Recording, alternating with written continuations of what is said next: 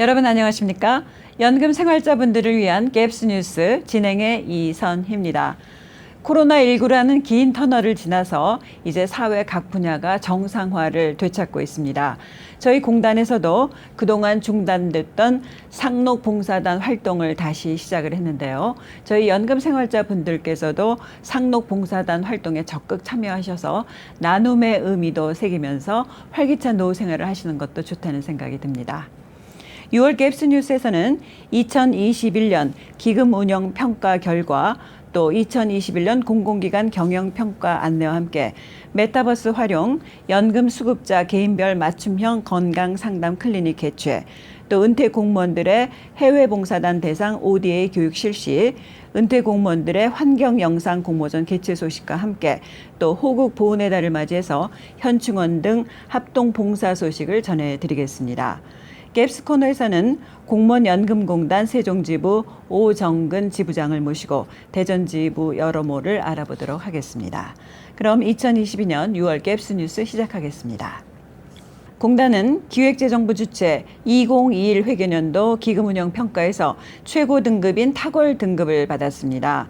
이런 평가는 민간 전문가로 구성된 기금 평가단이 33개 기금을 대상으로 평가한 결과로 지난 2020 회계년도 우수 등급에서 한 등급 상향된 것입니다. 공단은 코로나19와 통화긴축 우려 등 어려운 투자 환경에서도 2021년 말 기준으로 전체 금융자산 운영 수익 7,527억 원을 달성하는 등 최근 3년간 총 2조 4,072억 원의 수익과 함께 3년 연속 10% 내외의 수익을 달성했습니다.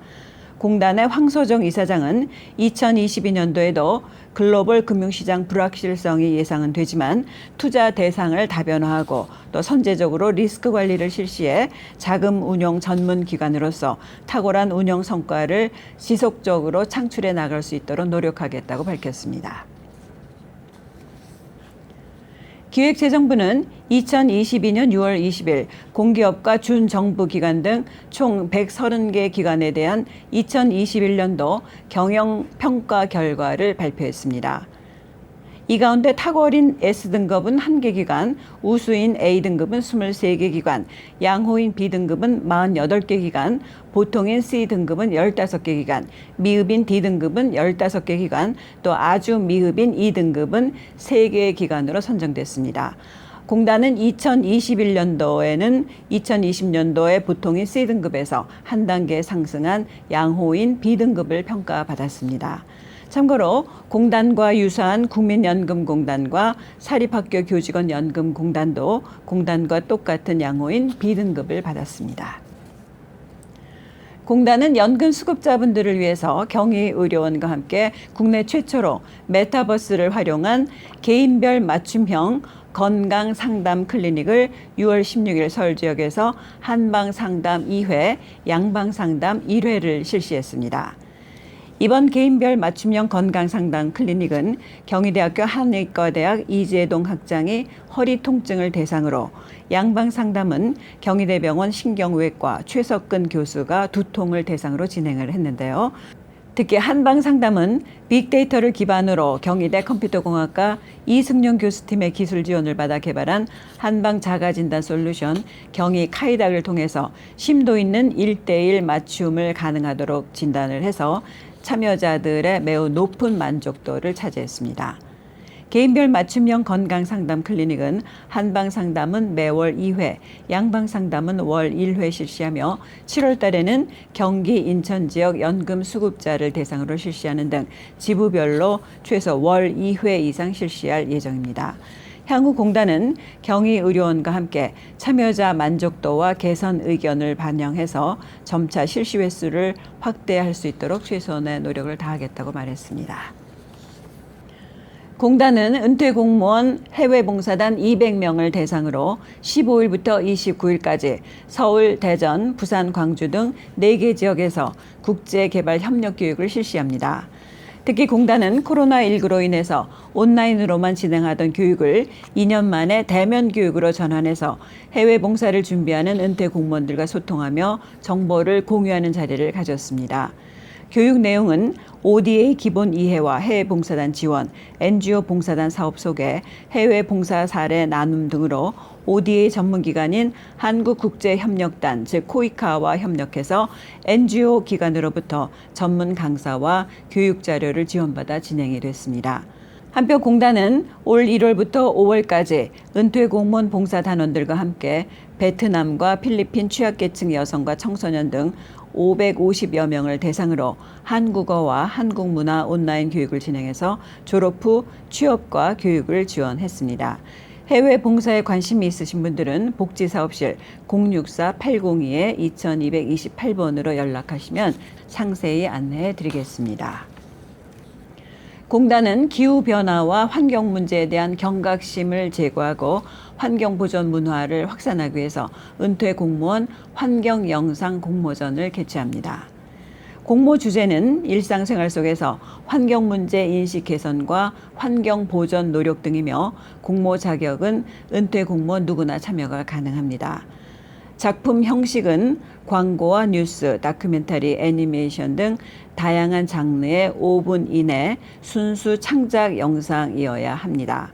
참여를 원하시는 분들은 2022년 6월 13일부터 8월 8일까지 유튜브 업로드와 참가 서류를 공단에 이메일로 송부하셔야 합니다. 결과는 9월 중에 발표할 예정이며 대상 1명에게는 50만 원, 우수상 3명에게는 각각 30만 원, 장려상 6명에게는 각각 10만 원씩을 시상합니다.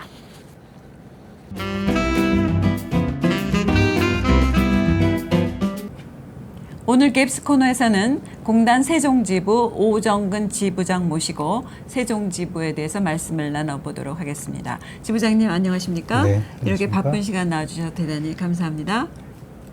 예, 안녕하세요. 공단 세종지부장 오정근입니다. 이렇게 영상으로나마 만나 뵙게 돼서 대단히 반갑습니다. 막바지 코로나에 건강 조심하시고 더운 여름에 유의하셔서 항상 행복한 시간 보내시기 바랍니다. 네, 지부장님 그러면 세종지부에 대해서 소개를 좀 부탁드릴까요? 예, 저희 세종지부는 2017년 11월에 네. 공단 10개의 지부 중에서 가장 최근에 신설되었습니다. 아, 네. 세종에 거주하시는 연금 생활자 관리와 재직 공무원의 주거 안정을 위한 임대주택 관리, 그리고 은퇴 공무원의 공직 경험 및 재능 기부를 통한 사회공헌 활동을 지원하고 있습니다. 세종에는 약 2만 4천여 명의 중앙부처 공무원이 근무하고 있고 약 5천여 명의 연금 생활자분들이 거주하고 계십니다. 네. 향후 국회와 대통령 집무실 이전에 따라서 그 기능과 역할이 더욱 중요해질 것으로 생각하고 있습니다. 네, 앞으로 책임이 더욱더 커지시리라는 생각이 드는데요. 지금 각 지부에서는 연금 생활자분들을 위해서 연금 지급 이외에도 유족 승계 등 다양한 서비스를 하고 있는데 이 세종 지부만의 특화된 연금 서비스가 있다면 어떤 것이 있을까요? 예, 세종지부는 카카오 채널을 통해서 연금 생활자분들에게 유익한 득이 되는 연금 정보를 보내드리고 있습니다. 네. 또한 월별, 이벤트별 자주 문의하시는 내용과 신고 방법을 정리한 슬기로운 연금 생활을 배포함으로써 선제적인 안내를 실시하고 있습니다. 네. 이와 더불어서 연금 아카데미 소식과 사회공헌 활동 홍보, 공연 행사를 포함한 지역 소식 등 보람되고 의미 있는 은퇴 생활이 될 수 있도록 유용한 정보를 다양하게 제공하고 있습니다. 네. 또한 연금 업무를 잘 알고 있는 경력직 직원이 민원상담실 근무를 전담하고 있어 지부 업무뿐만 아니라 공단 업무에 대한 전반적인 상담을 진행하고 있습니다. 이에 따라서 방문 고객들의 만족도가 매우 높습니다. 네. 그 결과 작년도 연금생활자 부문 고객 만족도 부문에서 당당히 지부 1위를 달성한 바 있습니다. 지부 1위를 차지하셨군요. 네. 네, 축하를 드리고요. 자, 그러면 연금 생활자분들을 위해서 이렇게 다양한 서비스를 제공하고 계신데 혹시 재직 공무원들을 위해서 또 주거 안정을 위한 공무원 임대주택 같은 서비스도 하신다고요? 예, 그렇습니다. 세종지부의 임대주택은 3개 단지로 한뜰마을 1단지와 범지기 마을 5, 6단지에 총 1661세대를 운영하고 있습니다. 네. 3개 단지 모두 집단화 단지이고 이 중 384세대는 원룸형, 그리고 51세대 153실은 방별 임대로 운영하고 있습니다. 네. 특히 방별 임대는 독신자들의 주거 안정을 위해서 전국에서 유일하게 세종에서만 운영을 하고 있습니다. 네, 재직 공무원들의 만족도도 상당히 높을 것 같네요. 네, 그렇습니다. 네. 네, 그러면 다음으로 사회공헌 활동 지원과 관련해서 어떤 서비스가 있을까요? 네. 세종 지역 연금생활자분들은 현직에서 쌓은 노하우나 재능을 바탕으로 지역사회의 다양한 문제를 해결하며 배려가 필요한 이웃과 늘 함께하고 있습니다. 네. 코로나19 팬데믹에는 방역 및 안전 캠페인을 통해서 감염병 예방에 힘썼고 시민의 안전을 위협하는 시설물을 안전신문고 앱으로 연간 1,700여 건을 신고하여 개선토록 하고 있습니다. 네.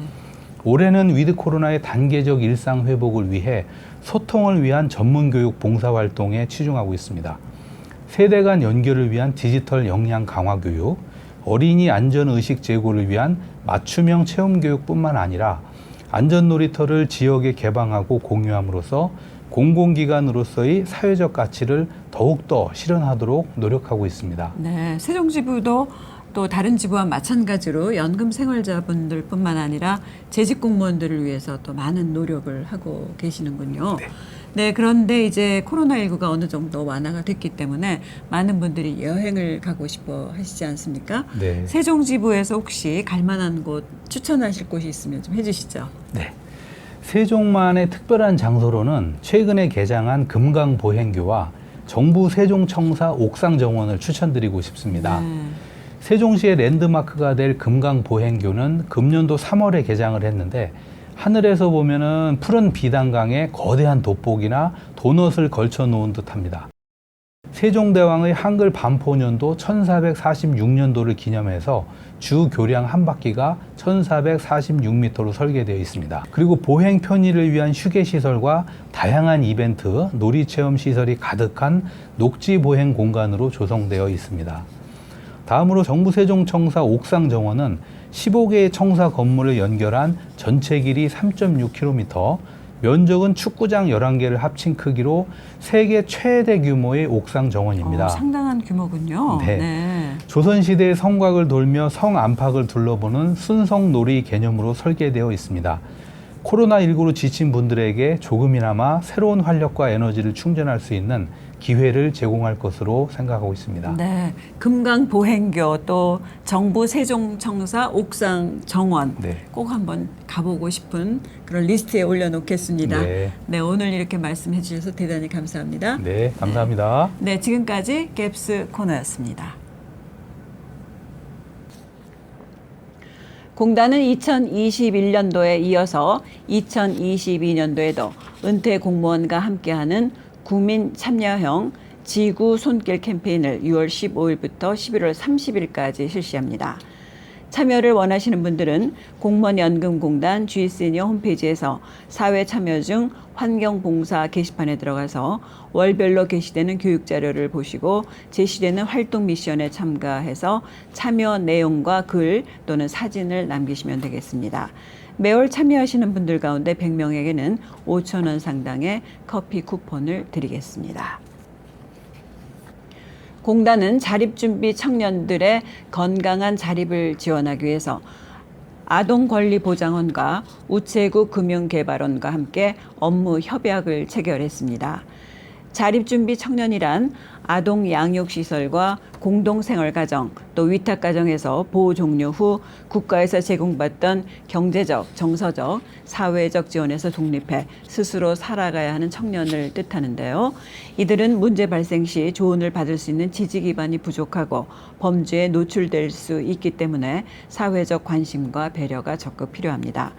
특히 현 정부 정책에 자립준비 청년 홀로서기에 대한 정부 지원 강화가 포함된 가운데 공공기관으로서는 선도적이고 상호 협력 체계를 구축하는 것이 이번이 처음이어서 더 의미가 있다는 평가를 받고 있습니다. 공단은 퇴직 공무원 인력풀을 활용한 멘토링 사업과 교육자료 제공 등 정서적 자립을 지원할 예정입니다. 각 기관은 이후에도 지속적 협력 사업을 통해서 자립준비 청년에게 실질적인 자립기관을 마련해주는 따뜻한 동행을 계속해 나갈 계획입니다. 공단 임직원들은 호국 보훈의 달을 맞이해서 은퇴 공무원으로 구성된 상록 자원봉사단들과 함께 현충원 봉사와 나라사랑 캠페인 활동 등 합동 봉사를 지난 6월 21일부터 6월 23일까지 전국 10개 지부에서 실시했습니다. 지역별로 서울지부와 경인지부는 국립서울현충원, 부산지부는 유엔기념공원, 대전지부는 국립대전현충원, 세종지부는 충령탑, 광주지부는 국립5.18 민주묘지, 대구지부는 국립시남선열공원, 강원지부는 에티오피아 한국전 참전기념관, 전북지부는 현충로 군경묘지, 제주지부는 국립제주 호궁원 등에서 묘역과 또 묘역 주변의 환경 정화 등 총 240여 명이 참석해서 합동 봉사를 진행했습니다. 공단의 전 지부에서는 매월 1회 공단 직원과 상록봉사단이 합동 봉사를 실시하고 있습니다. 공단 부산지부와 부산 동구 자원봉사센터는 15일 부산역 광장에서 일반 시민을 대상으로 2030 부산 월드엑스포 유치 기원 캠페인을 실시했습니다. 산업통상자원부는 2022년 제167회 국제박람회 총회에서 2030 부산 월드엑스포 유치 신청서를 제출함으로써 러시아 모스크바에 이어서 부산도 공식적인 개최 후보 도시가 됐습니다.